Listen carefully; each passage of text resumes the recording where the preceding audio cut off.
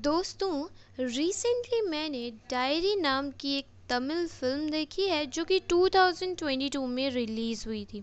अगर रेटिंग्स की बात करी जाए तो IMDb पर इसे मिले हैं 7.2 स्टार्स आउट ऑफ 10 और रॉटेन टोमेटोज़ पर इसकी रेटिंग्स अवेलेबल नहीं है। आज की इस वीडियो में हम इसी मूवी की कहानी को जानेंगे। तो वीडियो स्टार्ट करने से पहले मेरी आप सभी से गुजारिश है कि आप सभी अपने अपने हेडफोन्स पहन लीजिए और चैनल को भी सब्सक्राइब कर लीजिए। तो चलिए शुरू करते हैं आज की इस वीडियो को।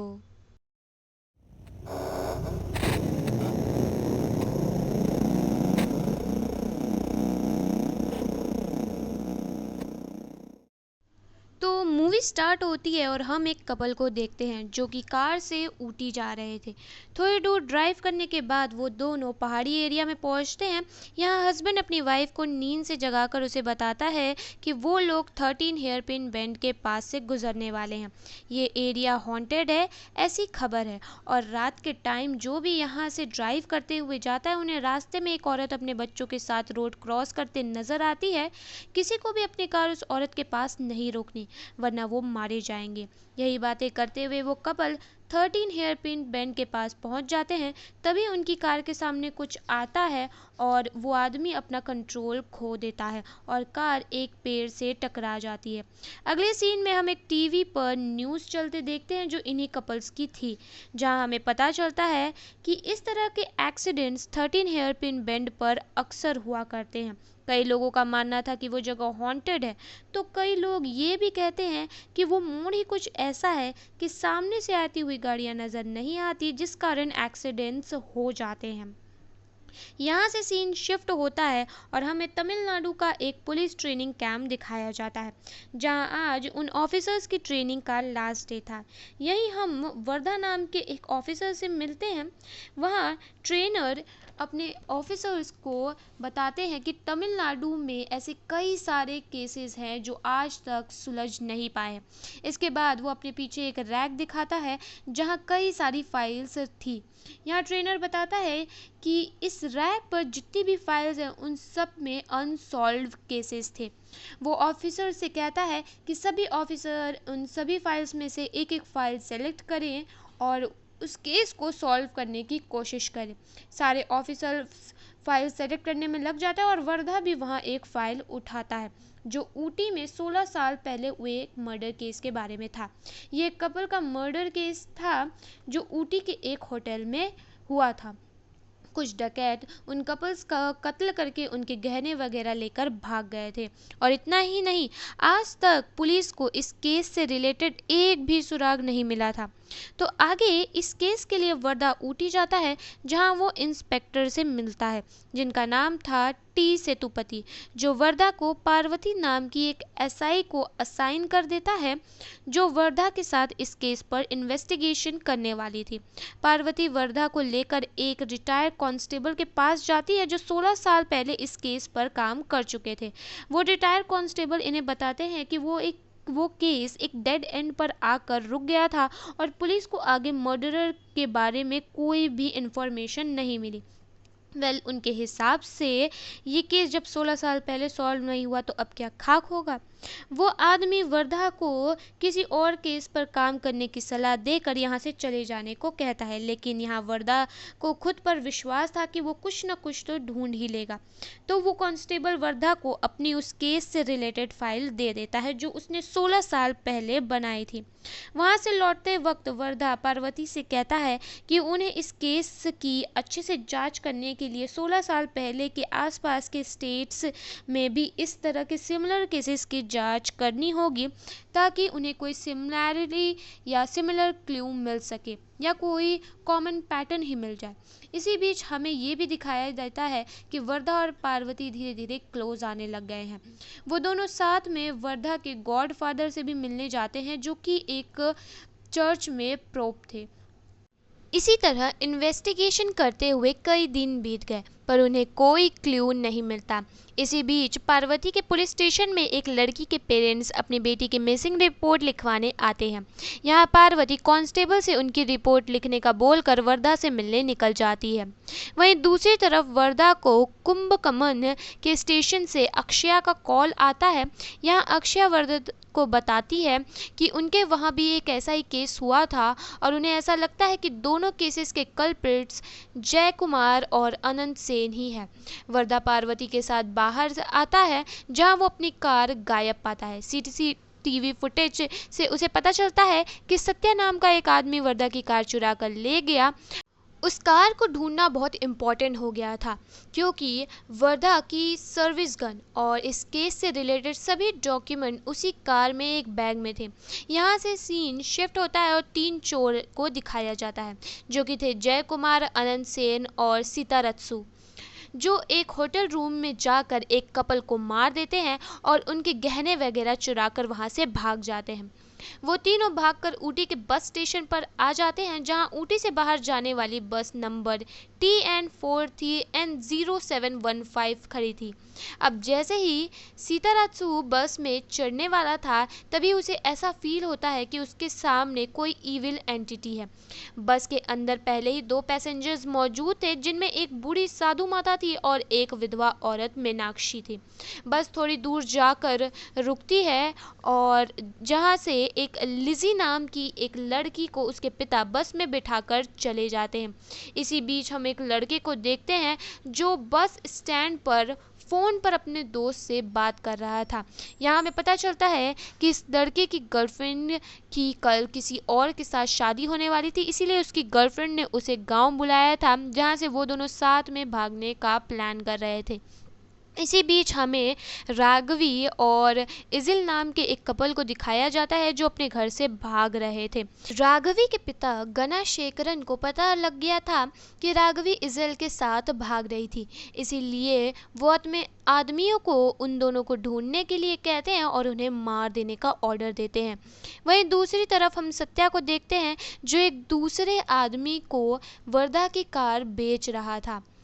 कार बेचकर वापस जाते वक्त सत्या को ऐसा फील होता है जैसे उस जगह किसी लड़की को जबरदस्ती रखा गया था। वहीं वर्धा और पार्वती कार की तलाश में उस जगह पहुंच जाते हैं जहां सत्या ने कार बेची थी। वहीं दूसरी तरफ बस में एक कपल और उनके 2 बच्चे आते हैं। वहीं राघवी और इजिल के पीछे उसके पापा के भेजे हुए लोग आ जाते हैं जिनसे बचने के लिए वो दोनों इसी बस में चढ़ जाते हैं। वहीं दूसरी तरफ शेड में वर्धा अपनी कार को देख लेता है, साथ ही उस लड़की को भी देख लेता है जिसे वहां बंदी बनाकर रखा गया था। वर्धा उन गुंडों से लड़कर उस लड़की को बचाता है और अपनी कार चेक करता है पर वहां उसका बैग नहीं होता। वर्धा उनमें से एक चोर को अपने बैग के बारे में पूछता है जिस पर वो बताता है कि उसे कोई बैग नहीं मिला तो शायद सत्या वो बैग अपने साथ ले गया होगा। अब यहाँ वर्धा ने जिस लड़की को बचाया था ना, वो उन्हीं कपल्स की मिसिंग बेटी थी जिसकी रिपोर्ट लिखाने उसके माता पिता पार्वती के पुलिस स्टेशन आए थे। वहीं बस में राघवी और इजल अपनी कहानी आसपास बैठे सभी पैसेंजर्स को बताते हैं, जहां हमें पता चलता है कि ये दोनों काफ़ी समय से एक दूसरे को पसंद करते थे और जब राघवी ने अपने पिता को इनके बारे में बताया तो उसके पिता ने इजल और उसके पिता को गुंडों से पिटवा दिया जिस कारण इजल के पिता की जान चली गई। बस कंडक्टर राघवी से पूछता है कि तुम दोनों आगे क्या करोगे, जिस पर राघवी बताती है कि वो घर से भागते वक्त अपने साथ सोने के गहने वगैरह रख ली थी ताकि उसे बेचकर नई जगह जाकर सेटल हो सके। राघवी की बात सुनकर जय कुमार, अनंत और सीतारत्सु तीनों के कान खड़े हो जाते हैं और वो तीनों प्लान करते हैं कि वो किसी भी तरह राघवी के पास जो गहने हैं उन्हें चुराएंगे। इसी बस में एक लॉयर भी बैठा था जो इजल और राघवी को जल्द से जल्द लीगली शादी कर लेने की सलाह देता है जिसके बाद आगे उन्हें कोई भी परेशान न कर सके। वहीं बैठी एक बूढ़ी महिला इन्हें बताती है कि आगे ही एक मंदिर आने वाला है और इन दोनों को वहीं शादी कर लेनी चाहिए। मंदिर के आते सभी लोग राघवी और इजल की शादी कराने के लिए बस से नीचे उतर जाते हैं। और बस वो साधु माता ही अकेली बस में रह जाती है क्योंकि वो पूरे टाइम सो रही थी। साधु माता की नींद खुलती है और वो अपने आसपास किसी को न पाकर घबरा जाती है और तभी उन्हें बस की खिड़कियों पर कई सारे हाथ के छाप बनते दिखाई देते हैं और कई अजीब चेहरे भी नजर आने लगते हैं, जिनसे डर कर वो नीचे गिर जाती है और प्रार्थना करने लगती है। वहीं इज़ेल और राघवी की शादी हो जाती है और सभी लोग बस में वापस आते हैं और सफ़र फिर से शुरू होता है। बस थोड़ी आगे जाने के बाद बस में बैठती है, कुछ यात्री उतर जाते हैं। कुछ देर बाद उन पैसेंजर्स के पास एक कार आकर रुकती है जिनमें गनाशेखरन के भेजे हुए आदमी थे, जो राघवी की फ़ोटो दिखाकर एक बूढ़ी महिला से पूछते हैं कि क्या उसने राघवी को कहीं देखा है।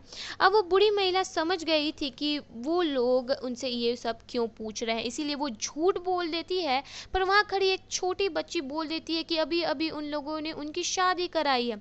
ये सुनते ही गुंडे इन यात्री को अपनी कार से कुचलते हुए बस के पीछे जाने लगते हैं। यहाँ बस में साधु माता के बगल में बैठा आदमी साधु माता के डरे हुए चेहरे को देखकर उनसे पूछता है कि आखिर उनके डर के पीछे क्या वजह है, जिस पर साधु माता अपने साथ घटी वो घटना बताती है और वो आदमी भी साधु माता को बताता है कि उसे भी इस बस में कुछ अजीब और डरावनी फीलिंग्स आई हैं। वो बताता है कि उसे लिज़ी के पास से नेगेटिव वाइब्स आ रही हैं, उसे ऐसा लगता है कि लिज़ी हॉन्टेड है। ये बोलकर वो लिज़ी को नींद से उठाने जाता है, तभी लिज़ी का चेहरा एक भूत की तरह दिखने लग जाता है। ये देखकर वो बहुत ज़्यादा डर जाता है, जिसके बाद वो और साधु माता डिसाइड करते हैं कि वो दोनों आगे जो भी स्टॉप आएगा उस पर ही उतर जाएंगे। थोड़ी देर बाद एक आदमी बस को चेक करने के लिए रुकवाता है और बस रुकते ही साधु माता और वो आदमी चेकर को बताते हैं कि बस में कोई भूत है। वो चेकर इनकी बातों पर ध्यान नहीं देता। फिर जैसे ही वो अंदर आता है उसे एक बच्ची का भूत दिखाई देता है। यहाँ से साधु माता और वो आदमी जब जा रहे होते हैं तो उन्हें रास्ते में वर्धा मिलता है, जिसे देखकर वो दोनों उसे सब बता देते हैं कि वो बस हॉन्टेड है। इसके बाद वर्धा उस बस के पीछे निकल जाता है और वो पार्वती को सत्या के बारे में पता लगाने के लिए बोल देता है। बस में जब सभी लोग सो रहे होते हैं तो जय कुमार और उसके साथी राघवी के गैरेज चुराने के लिए आगे बढ़ते हैं, पर इसी बीच उन्हें एक छोटी बच्ची देख लेती है और चिल्लाने लगती है, जिससे बाकी लोगों की नींद खुल जाती है। अब जय कुमार और उसके साथी चाकू वगैरह दिखाकर सभी लोगों को डराने लगते हैं। तभी वर्धा बस में एंटर करता है और इन तीनों को मार पीट कर किसी तरह सिचुएशन संभालता है। यहाँ जय कुमार का सामान चेक करते वक्त वर्धा को एक गोल्ड नेकलेस मिलता है, जो एग्जैक्टली वही सेम नेकलेस था जिसे उसने 16 साल पहले हुए मर्डर केस की फाइल में देखा था। तभी बस 13 हेयर पिन बेंड के पास पहुंचती है। तब वर्धा को बस की अंदर कुछ डरावने एक्सपीरियंस होना शुरू हो जाते हैं।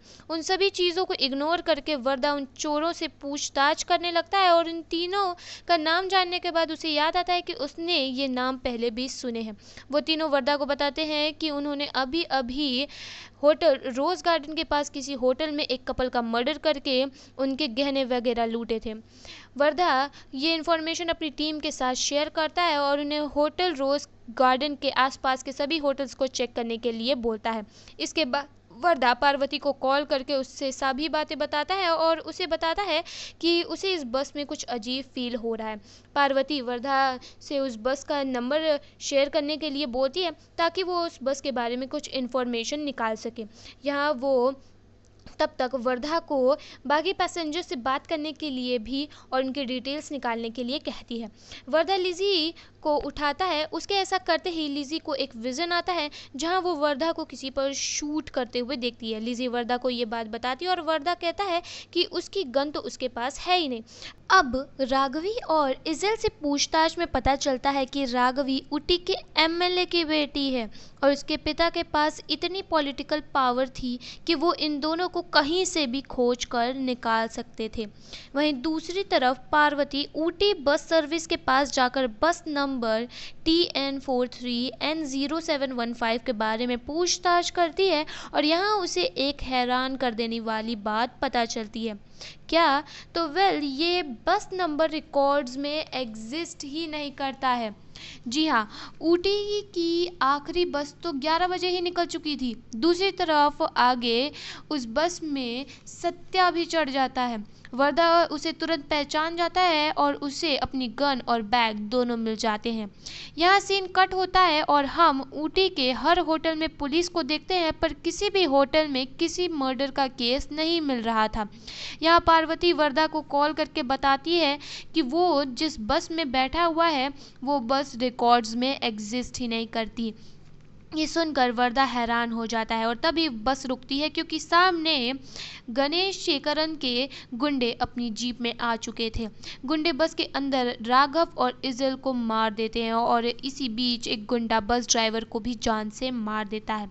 वर्दा अपनी गन से इन लोगों को शूट करने लगता है, जो कि एग्जैक्ट वही विजन है जो लिजी को थोड़ी देर पहले आया था। बिना ड्राइवर की ये बस अपनी रूट से भटक जाती है और ठीक इसी वक्त वो कपल जिसे हमने मूवी के स्टार्टिंग में देखा था वो अपनी कार से इस टर्न पर आते हैं और इस बस की वजह से उनका कार का एक पेड़ से एक्सीडेंट हो जाता है।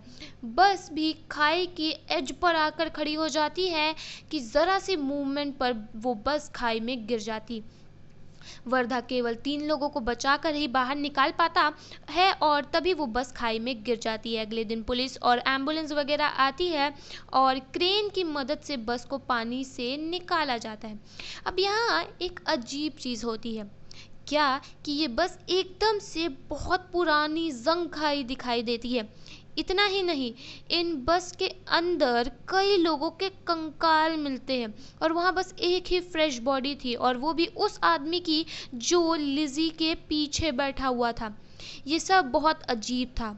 यहाँ से पार्वती और वर्धा बस की इंफॉर्मेशन पुराने रिकॉर्ड्स में चेक करने जाते हैं, जहाँ उन्हें 16 साल पहले की एक रिपोर्ट से पता चलता है कि ये बस 16 साल पहले ही अचानक रातों रात गायब हो गई थी।